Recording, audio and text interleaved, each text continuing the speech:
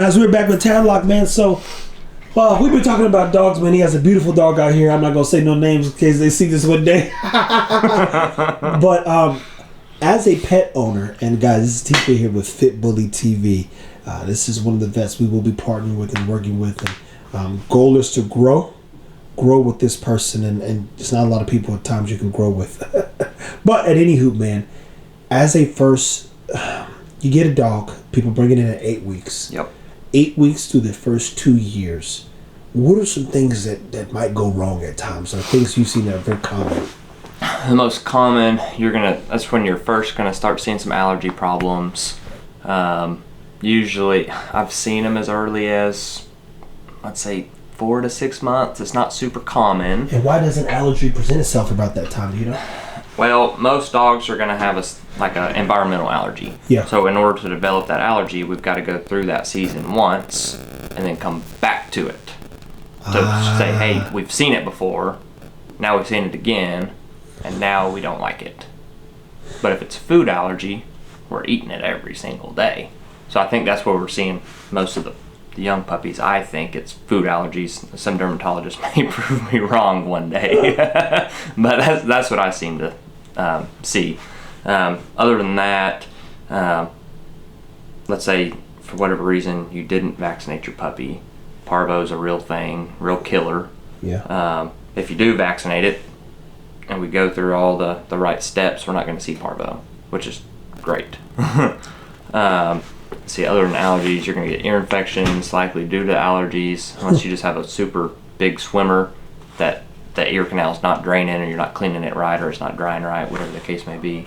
And is there? I mean, that'll be a good one too. Is we can show how to clean a dog's ear canal the right way. Oh yeah, there is a Let me just ask you this: are Q-tips the key? Should you ever use Q-tips when cleaning a dog's ear? For the owner, no. For me, yeah. I know where that eardrum lives. So they might need to study a little anatomy before they go digging around this poor dog's ear. Yeah, what I tell most people is gauze or Kleenex or something, just use your finger. Just get in there. The biggest key is drying that ear out. So if you think about kids swimming in a pool, swimmer's ear, and then the swimmer's ear treatment is what? Alcohol. Alcohol is a drying agent. And we were just talking the other day. But can you put alcohol in dogs' ears? Sure. Really? Mm-hmm. They said, I read somewhere where it'll cause deafness. Nah, I've never seen it. Oh, that's crazy. And even these ear flushes we have alcohol in them to dry them out. That is crazy. It's like we were talking with my techs. They're chapstick. I was like, hey, you're actually messing your lips up more. Like, what are you talking about? I said, read that label. They're reading it. I was like, what's that alcohol do? They're like, it dries them out. I'm like, go get you a tub of Vaseline and just use the Vaseline. I was like, it ain't gonna dry your lips out. I'm from the area where Negroes used to pull canisters of Vaseline out there. I've got at my house the big old, I don't know if it's the biggest, but I got a big old tub of it in my nightstand. Oh my gosh. And we were thinking the other day, it's like, what did I use it for? I was like, you got them dry boogers, just put it up in there. Oh my gosh. Vaseline multi-purpose. That is crazy. Now look, you gonna make me do some shorts, because now I gotta go see how many lip glosses or balms got alcohol in it that just keeps him buying it. There's a bunch. I've got 2 in the drawer right now. Sheesh. Now that's interesting. And even the one of those sticks is the Vaseline lip therapy. Got you. They got you to keep you buying it. That's crazy, man. You know what's funny is you tell people oftentimes, hey, read your ingredients, right? Guess what we didn't do? We didn't read the ingredients. Nope. or even if we did read it, we didn't understand it. He said, damn. If you, we were at Cabela's on Saturday just killing some time before dinner with friends, and we're like, I just walk around, and I was like, man, I'm so hungry. Bought the big old beef jerky thing. You don't want to read the ingredient list with all the artificial stuff that's in there. I'm hungry. Damn. All that food dye and just the preservatives. It's like, it's there. It tasted good, but it tasted great. You're going to feel like crap later. Man, like sludge coming. So we got a video going to come people about properly cleaning the dog's ear, which is important. Allergies, and from a science standpoint, and you don't have to go into great detail, but I was actually reading how, basically the histamine works, and then it basically latches on, and it then the same thing you're saying, it reads it and it says, oh, that is funny because the first time it's an allergy, special environmental, it doesn't show itself because it has to decide, basically formulate. Right. And then it's like, oh, we don't like this. Right. It's like kids. We were talking to our pediatrician a couple months ago about like feeding our daughter, and he's like, introduce all these different foods, like eggs, your peanut butters. There's a couple other things I can't remember. All those nuts that can be... The nuts that people are allergic to. You feed them, odds are they don't get allergic if you feed them enough. I wonder, though, in other countries, if they're as allergic to things as we are because of the process. So in this case, for instance, I feed some raw stuff. I mean, I just feed raw. That's just and cook food at times. When I give the Frenchies chicken, they broke out. Hair loss. I was like, oh shit, this isn't good. People are like, they like, Fit Bully, I told you. I said, well, that's not a good thing, guys, because you've created this problem, not me. Right. But when I gave them whole baby chicks, the raw ones from Raw Feeding Miami, they didn't have any issues. Really? So I said, now I posed the issue because I bought 2 more bags. Is it the processing of the chicken or is it actual chicken? Because when I get the baby chicks, and I even went and got some from the reptile store, no issues. I gave them chicken one night. By that night and that day, they were all inflamed, hair loss on every last one of them but one. Really? Oh, dead ass, man. And I had to post. I'm like, yo, guys. They're like, we told you we was right. Yeah, you were right, but that ain't good because... You're right, but... Yeah, but that means y'all part of the problem. Right. Because this Frenchie, they shouldn't have an allergy to chicken. Right. All because, they've been bred a certain way. So, but I did think it was interesting because I showed them, like, yo, guys, here we are again, feeding chicken, no issues. Now, I'm not personally going to go back and give them chicken to prove a point because we've already been there, done that. And it's like the 2 number 1 proteins that they're allergic to is chicken and beef. I don't know why. Somebody might. But like you said, why do we have these allergies? Yeah. We shouldn't. At all. How long have they been going on? I have no idea. As long as I can remember, but when did they start? I think they started when we got too involved. 100%. We got too involved in things that we should have stayed out of because I think, I bring up Dr. Karen Becker at times, but she said something just like you're saying, and it resonated well. Dogs for 35,000 years have been scavenger-like, and they can basically eat anything. So the idea is you got to eat one food only, or you'll mess the dog's stomach up. When they never got sure food, guaranteed food, or even let alone dog food, which is just now 100 years old per se. Yeah. So you go, oh, we created all these problems. Dogs been around longer than most of us have been, and I don't know that they had the allergies until we got involved. Doubt they did. Exactly. Doubt they did. That's what's interesting. So when I looked at, let me go get some real chicks and just test this out. I'm telling you, I've done it twice. I said, damn, that's crazy. But that one time that I gave them some chicken breasts, cooked, actually, and then a couple raw chicken bones to show people like, yo, this is where you start if you do the raw bone thing. They broke out, bro. They broke out bad. It looked awful, man. Hair loss. It looked like they had indentations in their skin because this hair was just falling out. Yeah. And you go, what's the problem? We're the problem. Right. We're the problem. So what are some things? Is there anything that people can do that are dog owners? Because like you said, if it's a child, you introduce things early and you can work through allergies. And I know that kids who have real bad asthma, even they start giving them honey from the pollinated areas that this is coming from, and that can help boost reduce the immune system. There you go, right there. So is that possible in dogs or? Not that I know of. Yeah, no, you and me both, bro. I've got a veterinarian immunology book, and I've been looking for the information, and it's just, I think we talked about the practicing side. It's not, in fact, to how old realistically is veterinary medicine? Somebody knows it. I think they were really learning about it in the 1800s. Okay. But how long has it been super sophisticated? My guess would be since the sophisticated loose 60s, 70s. That's what I was going to say, man. Some of the articles where some of the books I've read, the 60s and 70s and definitely the 70s seem to be that sweet spot where they really start putting dogs to the test. And now, guys, I want to be clear in saying this. If you ever saw them test a dog, you would not like to see it, okay? Oh, no.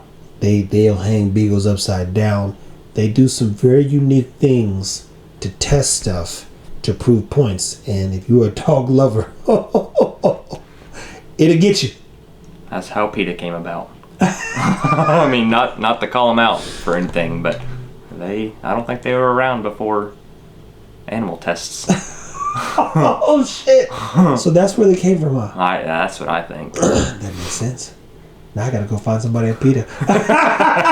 I'm like, yo, what brought you guys out? They're the Karens of the dog space. But again, I've seen some stuff and read some studies and what they had to do.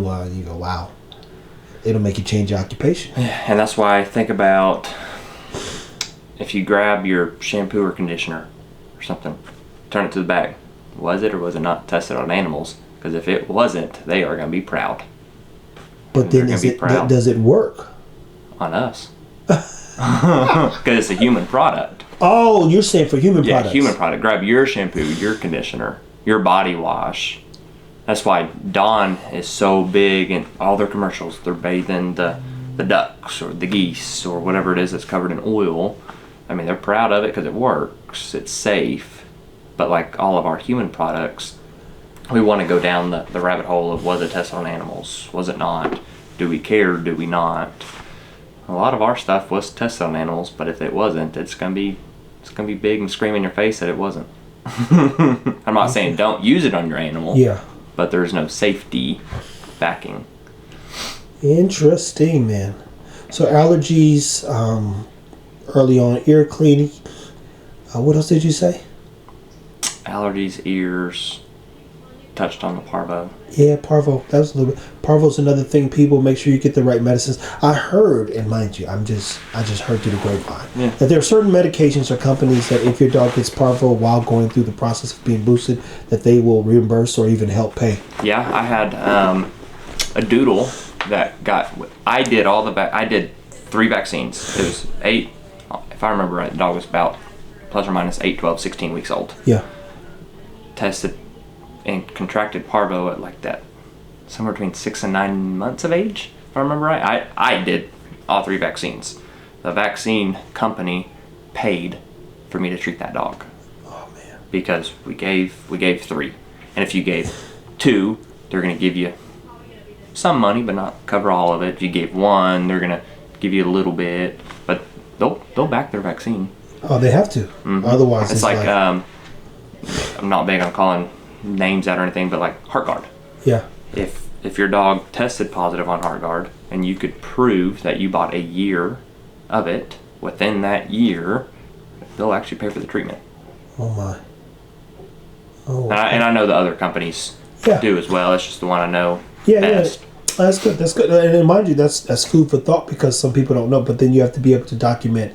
And I would guess, go to your vet to prove that you got your 8, 12, and 16. Yeah, and sometimes like that company told me, hey, in the future, like the doodles, really poodles, it's poodles and labs and rotties, some of these more parvo susceptible breeds. Isn't that crazy? Give them that 4th vaccine.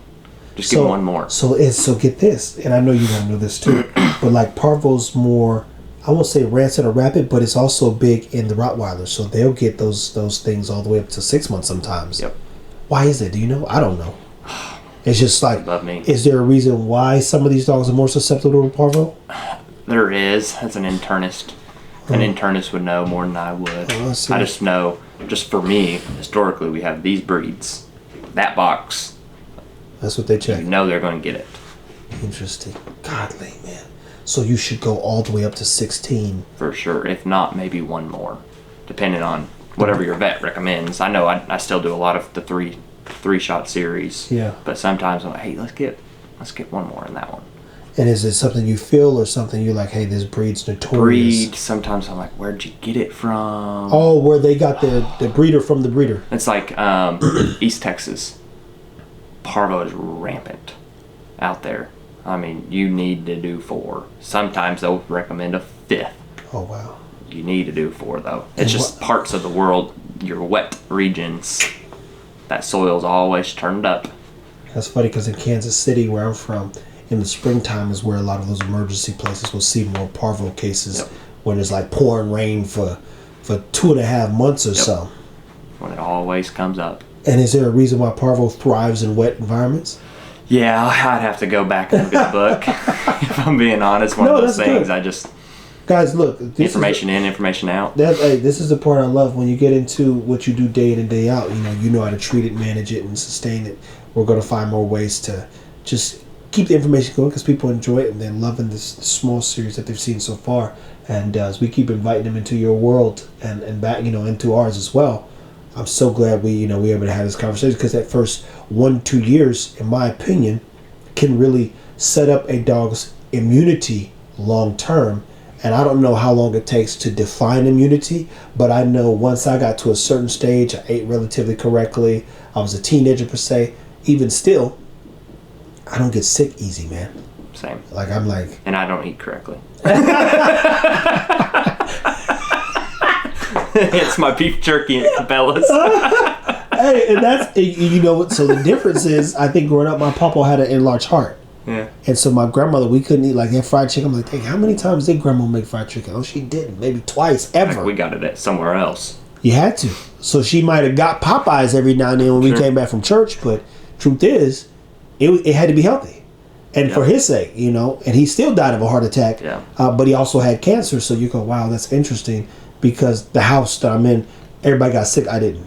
Yeah. I'm talking stomach flu, throwing up 6 times in one from all the way to the child to the everybody. Heck, my last clinic, COVID, during the COVID era, I think it ran through there 3 times. Oh, shit. Never got it.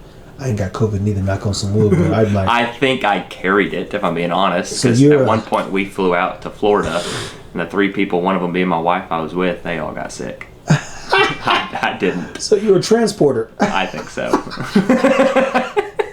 I tell people, I said, listen, if I'm around people and I know other people I know get sick, I'll stay away because I too think I'm a vector.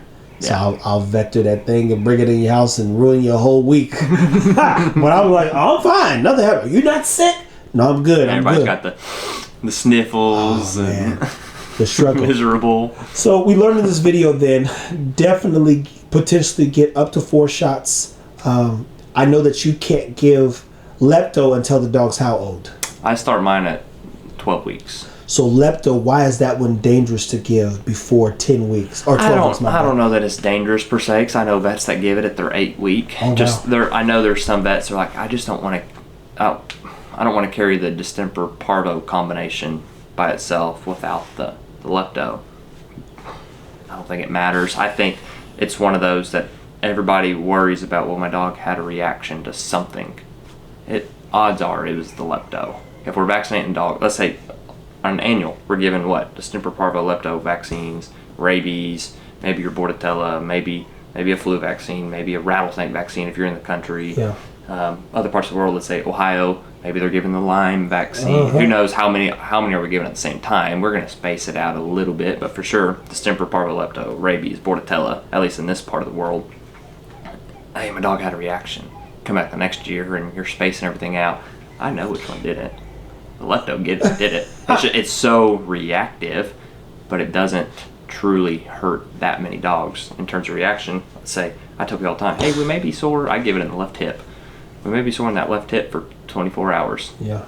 24 hours, 1 minute goes by, the dog's walking on it again. Not acting in pain, not being weird. So, most vets will space where they give their vaccines, like put them in different locations, so we know, that one did that. It's like in cats, fibrosarcomas, due to vaccines back in the day, we were just giving it in the scruff. They develop a big old tumor that's hard to take away, so we're giving them in kind of the lower part of the legs, so that if they were to get a cancer there, we can amputate the leg. And get good margins. It's extreme, but kind of what has to be done. Jeez. So just separating out where you're giving it kind of gives you an idea of what reacted. So they have a rattlesnake one then too. I didn't know that there was a rattlesnake component in some of the spectrums per se. Oh, yeah. Spectra. And it'll cover like your rattlesnakes, your copperheads. Well, not the poison though, will it?